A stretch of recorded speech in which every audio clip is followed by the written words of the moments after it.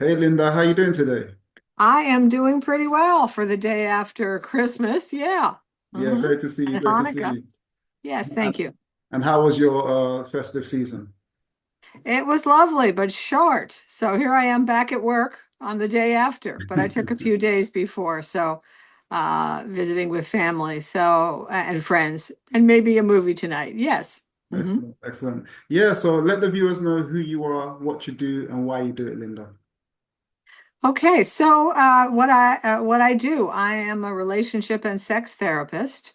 And I also help new people who are interested in the field of sexology, who would like to be sexuality counselors or sex therapists, by providing educational information on my website, sensateFocusTouch.com, and also via my book.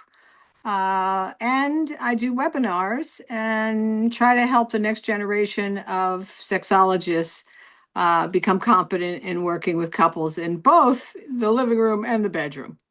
Excellent, excellent. So when you look back at your journey, what was it like for you to get to that point where you decided that you wanted to get into relationship and sex therapy? Like, what was that moment like when you figured out that is what you want to do going forward? Yes, so, my last name was pronounced Weiner when I was growing up. So, so I think that I was desensitized to sexuality a little early because people would sing the Oscar Mayer jingle and use some interesting new phrases in it. And so I became desensitized. When I went to college, I changed the pronunciation to Weiner, Linda Weiner. It's Einer. Uh, and I think that started me off. Also, when I was in college, it was the first time the pill was available and there was female sexual liberation and burn the bra era. And so I think more liberal sexual attitudes were around me at a critical time in my development. I knew I wanted to be a counselor in some way, shape, or form, but I thought at first I wanted to be a family therapist, but then I realized there's just too many people in the room. So they outnumber me. So I particularly like to work with individuals and couples who have sexual concerns, and almost everybody does at some point or other in their lives. And at every stage in life, that people come to see me for sexual problems, including a couple I saw that were in their 80s. So it's quite interesting. So, what led me to become a sex therapist is first my last name, second, my interest in people and their stories and counseling people and helping. And third was just how weird that I was born in New York on the East Coast, and I came to graduate school in the Midwest in St. Louis. And guess who was here? Masters and Johnson, the people who invented sex therapy. And they were starting a new program, and I was working in child welfare at that time as a trainer. And across my desk comes this proposal for treatment of families who had experienced incest. And I said, well, I'm your gal. If you're starting a new program, you must need me because I've been working in child welfare and I'm very well versed in that issue. And so I was shocked that they wrote me back and said, come in for an interview. They trained me in exchange for teaching me sex therapy. And then I worked there for 5 years before starting a private practice. So that is my passage. And some of it is chutzpah, me saying, hey, if you're starting a new program, maybe you need me. Like, what can you lose? And the other was just, it just was meant to be, apparently. So would you say that life was showing you signs through different aspects from early on that that's the direction you need to go in? Yes, I think so. Yeah, definitely sounds like it. Yeah, so looking at relationships, like before we even get to the matter of sex, like looking at the relationships between people, like we all have different struggles within relationships, and we've all like navigated through those previous struggles to get to where we are now. So, what would you say some of your previous struggles have been in relationships, and how did you navigate through those to get to where you are now? Yes. So, one of the things I want to say is that most of us are very attracted to the first people we ever loved. So whoever our caretakers were as children, and we are attached to both the problematic and the ideal aspects of our first love objects. Our parents are caretakers. So that was, for me, I think, a major source of attraction. And some of those relationships were not the healthiest. And I sought counseling to try and understand myself and why I kept choosing people that were really takers and not able to give more consistently. I'm a giver, so opposites do attract. So, but it's how much giving and how much taking that creates the proper balance. Excuse me, I think I have a cat here that wants some attention. Of course, I tried to give it massive attention before we went on, but we'll see. Mhm. Anyhow, so how to navigate through it is come to become aware of what your pattern is and delve into why that pattern exists and why it's healthy or not. And then reading really helped me. There was a particularly important book that I read. Let's see, Getting the Love You Want by Harville Hendrix. And he talks about, he's the creator of Imago therapy, about how we are attracted to similar types and how to make healthy adaptations to your attraction. Excellent. So, like you mentioned, being a giver and like you were attracted to people that tended to be takers. In what ways would you say that you was a giver and how were they takers? Well, that's an interesting question. So, I'm a person that's there for you emotionally, and I was with selecting people who sometimes could be counted on and sometimes not, Mm, as far as emotional support. And so, and in those relationships, I realized that I accepted certain things that, in retrospect, were not really healthy things. You want to go to your college reunion without me? So, tell me about that. We've been going out for a year.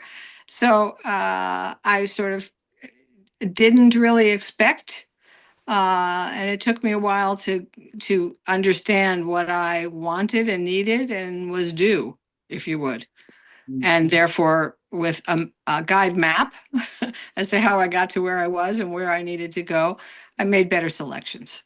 Right, right. So, like growing up, you were used to being like that, and the situations that happened had you caught up in that kind of mentality. So, once you started to realize that, look, this isn't really like the way to go for you, how did you start to adjust and really get to how you view things now?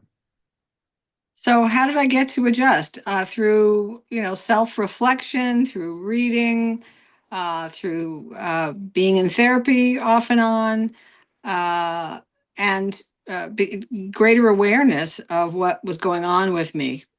Become the unconscious becoming conscious, if you would. Yeah. And so that is what helped me propel myself from accepting less to expecting more. Right, right, right. And there are people like in a similar circumstance where they found that they were giving so much in a relationship where like they wasn't getting anything back, and maybe that relationship ended, and it kind of sat with them that like that is a painful experience that they don't want to deal with, right? So some people start to immerse themselves into their work. Because like it's easier for them to control that. Like, yes, they're giving to their work, but they're going to receive something back, maybe like financially or something, but at least it's a give and take in that situation. So, but at the same time as doing that, they start to neglect their intimate life because they're ignoring it and focusing so heavily on their work. So, how can these people, like, after focusing so heavily on their work, start to connect with their intimacy again after neglecting it for so long? Yes, I see that quite a bit. What I see is, particularly for couples who have children, that the focus becomes the family and the children, and then they let their emotional and physically intimate relationships sort of evaporate. And then the kids are getting ready to go off and be their own people. And they look at each other and kind of go, is there anything left? How do we reconstitute this? It's not that we hate each other, sometimes there are big resentments that cause people to divorce at this transition when the children are growing and moving out into independence. But others come see me, and we begin the process of emotional and physical connection again through predominantly I work through communication and through nonverbal communication, touch therapy, where the couple touches one another in a your turn, my turn kind of way, and with no expectations, learning mindfulness and learning to be focused internally instead of, let's see, did I hear the kid come home? Or what are we going to make for dinner? Or, gee, do I really want to be doing this? So it teaches mindfulness and connection to your body, which ultimately allows the couple to connect physically and emotionally. Right, right. So, that's for people that are currently in a relationship, so they can like practice something like touch therapy and maybe start to heal their relationship. But for people that are like from a broken relationship, that they're not currently in a relationship, that they're still focused on their work, but they would like to have an intimate other again, but they don't know how to connect Yes. with someone because of how they've been living. In what Yes. ways do you feel like they can start to open themselves up to be able to reconnect to others? Gotcha. So yes, scheduling time for yourself and for social development. I deal with a lot of workaholics. There are many people in the United States that are workaholics, and so usually around mid 40s, it's kind of like, is this all there is? So the idea, especially for a single person, is to figure out what is a hobby or something that I take pleasure in on my own. Maybe it's cycling. Maybe it's drag racing. Maybe it's, I guess that's an American thing. Okay.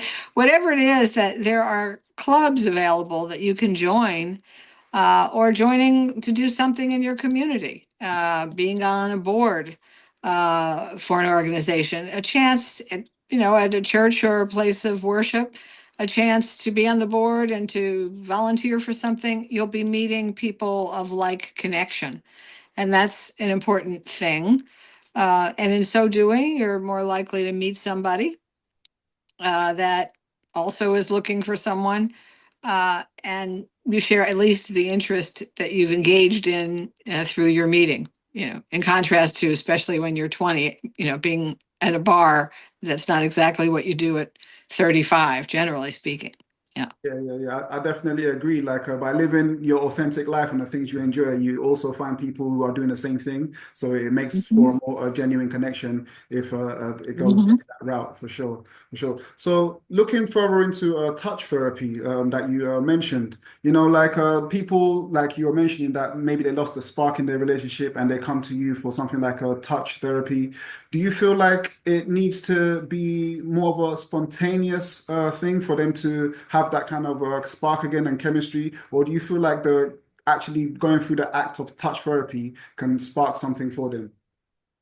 It's B. Going through some touch therapy can spark, but there is no spark like the first spark of a relationship in terms of the falling infatuation stage of a relationship where you can't eat, you can't sleep, you can't keep your hands off one another. There's no such thing as a different level of sexual desire. You desire each other all the time.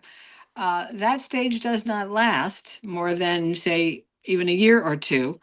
And couples have to figure out, how do we transition and pay enough attention to our relationship in and out of the bedroom to continue to have fun with one another and to continue to want and desire one another. So I ask couples to schedule time together twice a week where they turn off all their contraptions, and no TV watching. That's not intimacy. If you want to play a card game or put together a puzzle, if you're not a very verbal couple, that's okay.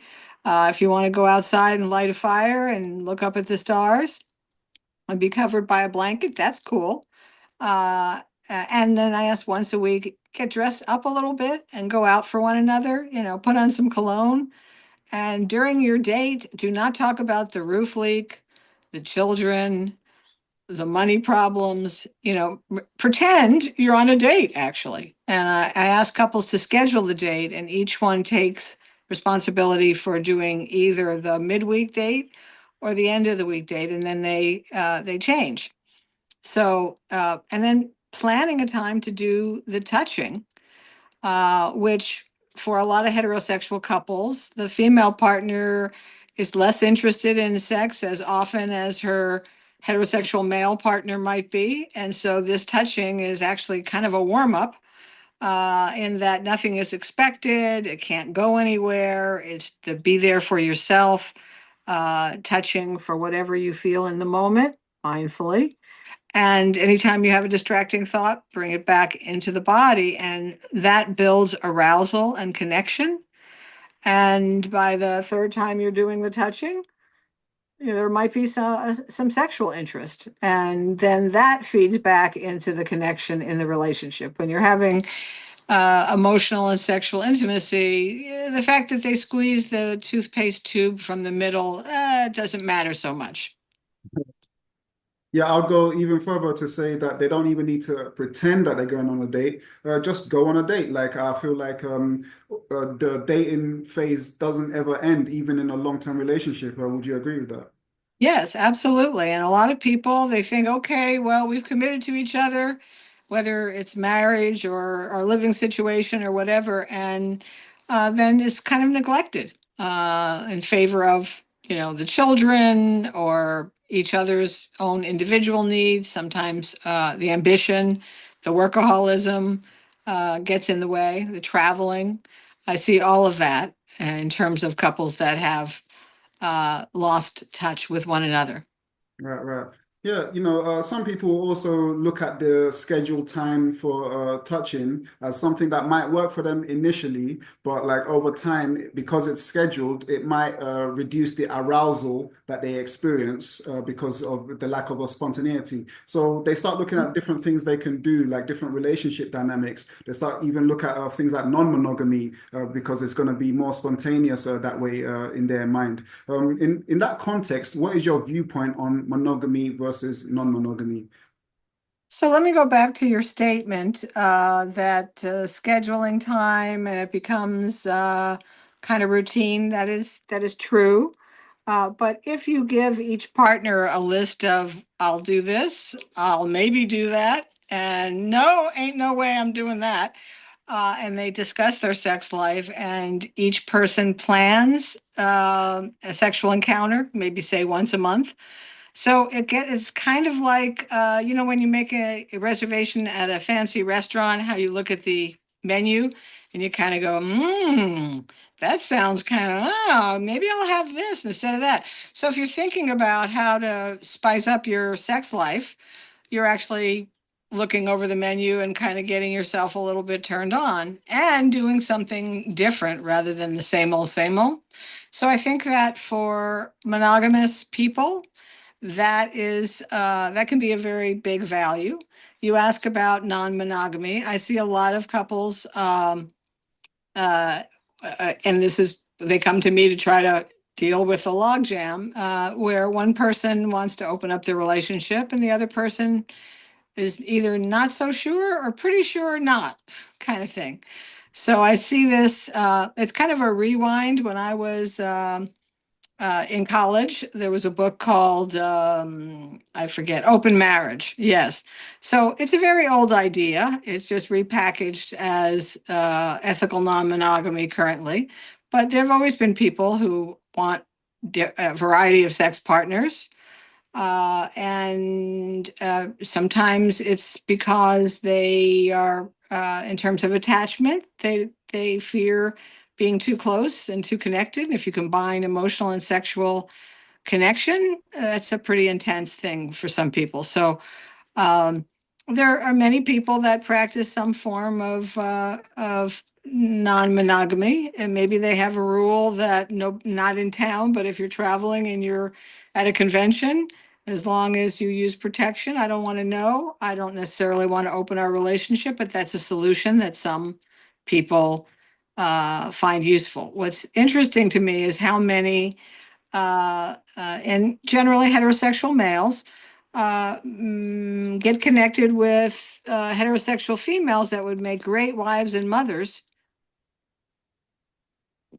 and then Hmm. they want them to be wild and and no, this is the one with the apron. Don't you remember? That's what you were looking for, is a secure, safe, stable home life. Okay, now I'm bored. All right, so um, uh, I don't see the couples who work it out and both would like a little adventure. I see those in which there is a difference in intention, and sometimes they have novel ideas. Now, the gay couples I see, they've had quite often open monogamous relationships. There's sort of an agreement while you're traveling, or nobody in our friendship circle, but um, that kind of thing. Or sometimes there are other permutations, like inviting a third person along. Gay men sometimes being far more adventuresome than straight women. So yeah, looking at heterosexual relationships, because the viewers are more like heterosexual couples.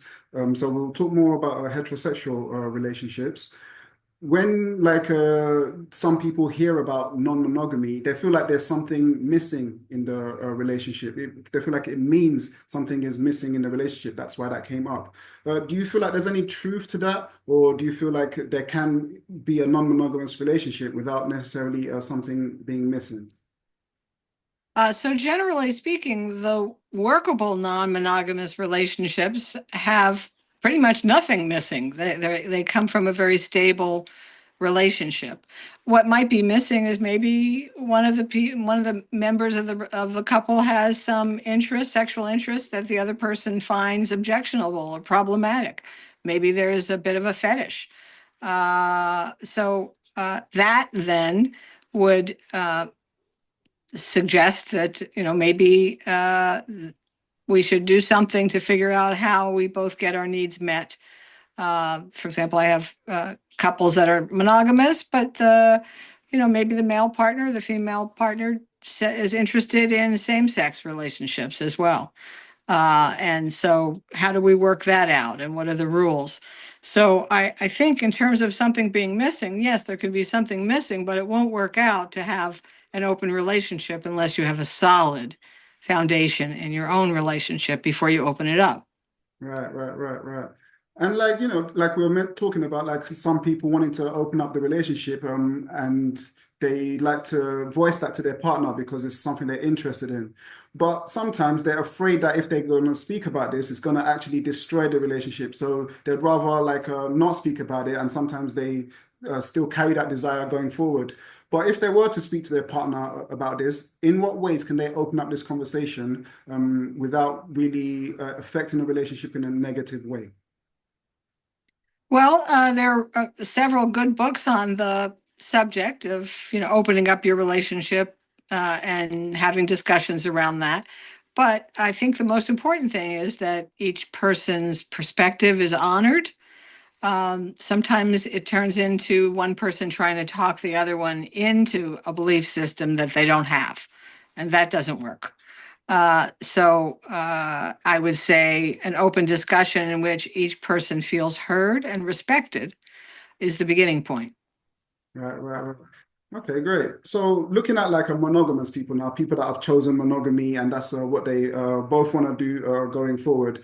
But within that, there still can be jealousy where like one partner is always saying the other partner is talking to this person or looking at that person to the point that the partner that's always been accused is like, if I'm always being accused, I might as well be doing something. In your opinion, how can, yeah, We would call that a rationalization. Go ahead. yeah. So, in your opinion, how can the person that's constantly being accused voice to their partner that there's nothing to be jealous about? And how can the person that's always feeling jealous start to deal with their jealousy? Well, interesting. Jealousy it can be caused by something actual. Maybe the partner has seen themselves as, predominantly their value as a sexual being. And so they're always flirting with other people, including in the partner's presence. So that does occur, but most often I've seen when there is jealousy that is it is often unfounded. It's based on the person's own fears that they are not good enough and that they will be abandoned. And so what I usually suggest is that the person with the jealousies would do some individual work to begin to feel more worthwhile so that they didn't project onto their partner something that their partner is not experiencing. Right, right, right, right. And even furthermore, like sometimes there is something to it where, like, yes, there is a reason for them to be feeling jealous because infidelity has actually happened in a relationship. Someone has actually stepped out in a relationship. But oftentimes they don't communicate this with their partner and carry around a sense of guilt about what has happened. But some people, at some point, they want to voice what has happened to their partner and would like to come clean and be honest. In what ways can they have this kind of conversation and be honest about what's happened with their partner without destroying the relationship if possible? So this is an interesting factoid. My perspective. People in the field differ. Some people say, "Oh my gosh, if there's ever been a stepping out, it's got to be fully acknowledged and worked through." Other therapists say, if it was 10 years ago and you're not in doing that on a regular basis or any other basis, that if you're telling your partner about it, it's to relieve your own conscience. And that throws a load of crap onto your partner who then has to deal with it. So if it's not affecting the current relationship, I would say it's a lesson learned and there's no need to share it. If you feel like you want to confess, go to a priest. It would be my recommendation. And I know that's a little controversial. If the person feels guilty and they can't get rid of the shame and guilt, then that might create a barrier to intimacy. If that's the case, then they would need to talk about it.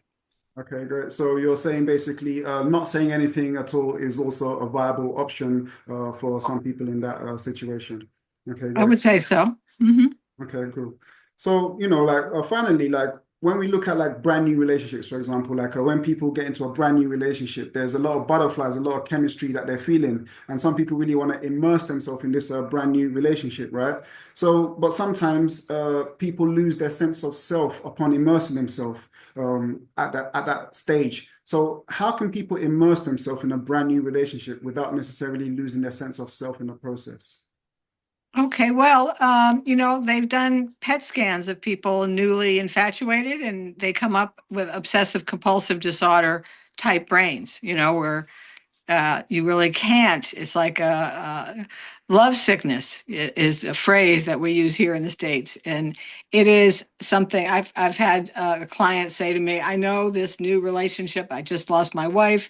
I know this new relationship is super unhealthy, but I am super infatuated with this woman and I'm going to see her no matter what. And nobody's going to tell me not to. So I don't know how, besides time and on some level, a recognition that this is sort of, how should we say, a hormonal response, a brain response to that newness and falling in love.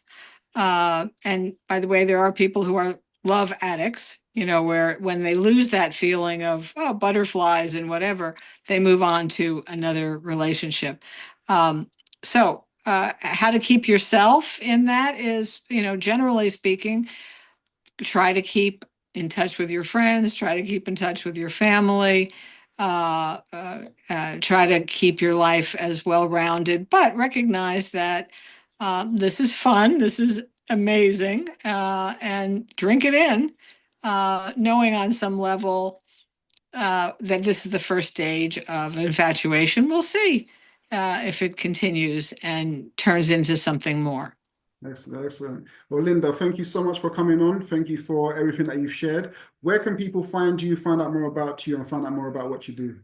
Sure. I've got a couple of websites and some YouTubes out there, so you can always Google my name, Linda, with an Linda, and Weiner, Weiner. But my website is sensateFocusTouch.com. or Sex Therapist St. Louis, STLOUIS.com. Excellent. I've got one for teaching and one for therapy. Excellent, excellent. And for the viewers, socials will be in the description so you can get in touch with Linda and find out more about what she does. Once again, thank you so much, Linda, for coming You're on. welcome. You're welcome. Thanks. Thanks Yeah. for having me. Any Take final care. words? Any final words before you wrap up? Keep, how should we say? Keep scheduling. Keep scheduling. Okay. Okay. Thank you so much, Linda. Sure enough. Bye now.